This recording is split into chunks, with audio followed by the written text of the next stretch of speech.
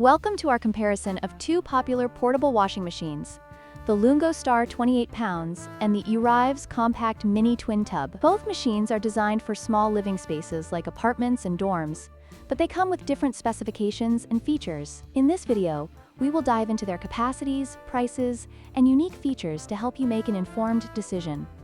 When it comes to washing capacity, the Erives machine takes the lead with a 20 pounds washing capacity and a 12 pound spinning capacity, compared to the Lungo Star's 18 pounds washing and 10 pound spinning capacities. This means the Erives can handle larger loads of laundry, making it a better option for those with bigger washing needs. However, both machines are designed to fit comfortably in small spaces, making them ideal for apartments and dorms.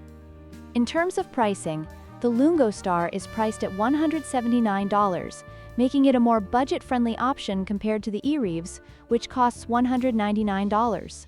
While the price difference is minimal, it's important to consider what features you are getting for the price. The Lungo Star offers a built-in drain pump, while the Erives includes a drying rack and hangers, which may justify the higher price for some users. Both machines come with unique features that cater to different user needs.